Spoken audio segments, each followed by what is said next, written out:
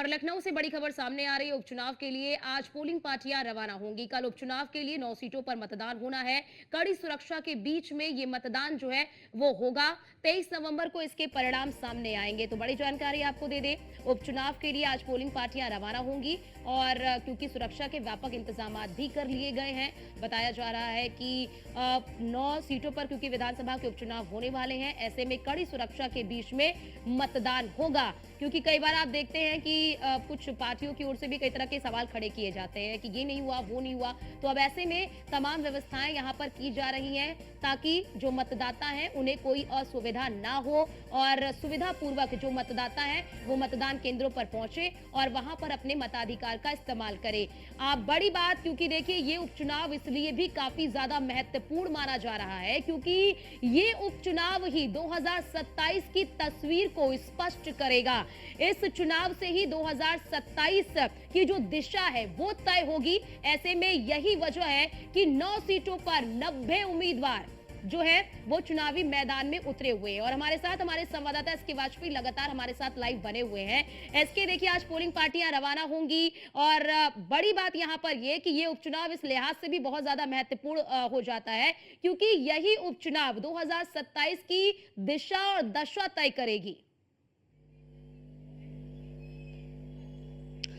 बिल्कुल निश्चित तौर पर, क्योंकि अगर हम देखें तो उत्तर प्रदेश में उपचुनाव का जो प्रचार का शोर था वो थम चुका है और कल अंतिम दिन था प्रचार का। और अंतिम दिन भी चाहे वो भारतीय जनता पार्टी हो या समाजवादी पार्टी हो, इस उपचुनाव को लेकर काफी लगातार प्रयास कर रही थी और काफी प्रचार प्रसार भी दोनों तरफ से किया गया है। हालांकि कांग्रेस इस बार मैदान से बाहर है, बसपा 9 सीटों पर मैदान में तो जरूर है, लेकिन कोई भी बड़ा कार्यक्रम बसपा की तरफ से इस उपचुनाव को लेकर नहीं किया गया है। हालांकि अगर हम इस उपचुनाव की बात करें तो 90 प्रत्याशी मैदान में है, 9 विधानसभा सीटें हैं। अगर हम इन सीटों को देखेंगे तो भारतीय जनता पार्टी के पास इसमें से 5 सीटें थी, जिसमें से 4 सीटें भारतीय जनता पार्टी और 1 सीट बीजेपी की सहयोगी निषाद पार्टी के पास थी और 1 आरएलडी के पास थी। ऐसे में बीजेपी के लिए कहीं ना कहीं ज्यादा कहीं ना कहीं कोशिश करनी होगी कि वो इन 5 की 5 अपनी सीटों को बचाए। दूसरी तरफ समाजवादी पार्टी की इसमें से 4 सीटें हैं और उन चारों सीटों पर समाजवादी पार्टी पहले भी काबिज रही है, तो कहीं ना कहीं बीजेपी के लिए चुनौती भी होगी कि समाजवादी पार्टी के गढ़ में कमल खिलाया जाए। जिसमें सबसे महत्वपूर्ण अगर हम सीट की बात करें तो मैनपुरी की करहल है, जहां से अखिलेश यादव खुद विधायक थे और नेता प्रतिपक्ष भी अखिलेश यादव वही उसी सीट से थे। तो ऐसे में भारतीय जनता पार्टी के लिए जरूरी ये होगा कि उस गढ़ में भी कमल खिलाया जाए। यही एक वजह है कि भारतीय जनता पार्टी ने समाजवादी पार्टी परिवार से आने वाले अनुजेश यादव को वहां से मैदान में उतारा है। हालांकि दूसरी सीट अगर हम बात करेंगे तो कानपुर की सीसामऊ सीट है, जो कि इरफान सोलंकी की सीट है, वहां पर भी समाजवादी पार्टी कभी नहीं हारी है। और दूसरी चीज ये है कि करीब 60% आबादी वहां पर मुस्लिम है, जो कहीं ना कहीं समाजवादी पार्टी के लिए काफी बेनिफिशियल है।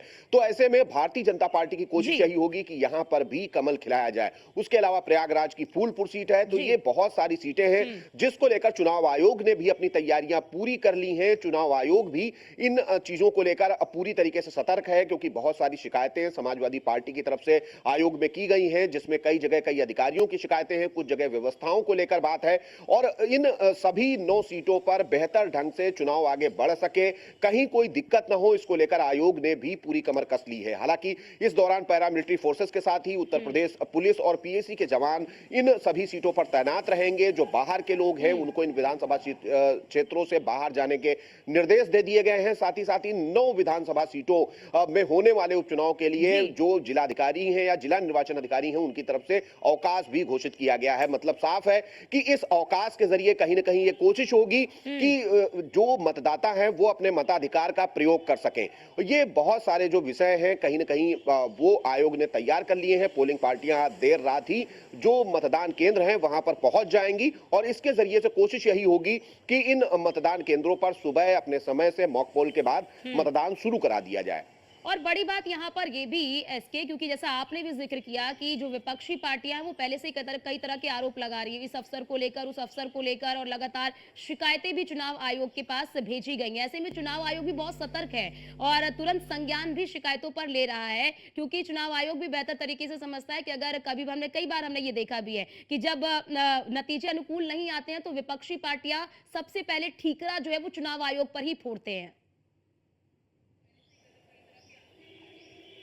बिल्कुल निश्चित तौर पर आयोग की अपनी गाइडलाइंस हैं, अपने निर्देश हैं, जो कि केंद्रीय चुनाव आयोग घोषित करता है, उनको ही प्रदेश का जो आयोग होता है वो फॉलो कराता है। चूंकि जिला निर्वाचन अधिकारी जो कि जिले के अधिकारी होते हैं वही जिला निर्वाचन अधिकारी होते हैं और उनकी तरफ से इन नियमों का सख्ती से पालन कराया जाता है, जिसमें अलग अलग पार्टी के पोलिंग एजेंट्स मौके पर तैनात रहते हैं, जो कि आने वाली शिकायतों को संबंधित अपने जो पीठासीन अधिकारी होते हैं उन तक पहुंचाते हैं और उनके जरिए से उप निर्वाचन अधिकारी या जिला निर्वाचन अधिकारी तक ये चीजें पहुंचाई जाती हैं। तो निश्चित तौर पर आयोग की तरफ से कोशिश की गई है कि कहीं भी कोई भी ऐसी कोताही ना बरती जाए, कोई लापरवाही ना बरती जाए। अगर कोई शिकायत आ रही है तो तत्काल उसकी जांच कराई जाए और जांच कराने के बाद अगर वास्तव में वो शिकायत सही पाई जाती है तो उस पर एक्शन भी लिया जाए। हालांकि इन बहुत सारे विषयों को लेकर आयोग ने भी अपनी तैयारियां पूरी कर ली हैं। जो एक्स्ट्रा रिजर्व ईवीएम्स है वो भी रखी गई हैं, क्योंकि बड़े पैमाने पर इस तरीके की भी शिकायतें होती हैं कि ईवीएम खराब होने की वजह से मतदान कहीं कहीं पर रुकता है या फिर देर से शुरू होता है। तो ऐसी व्यवस्थाएं कहीं ना हो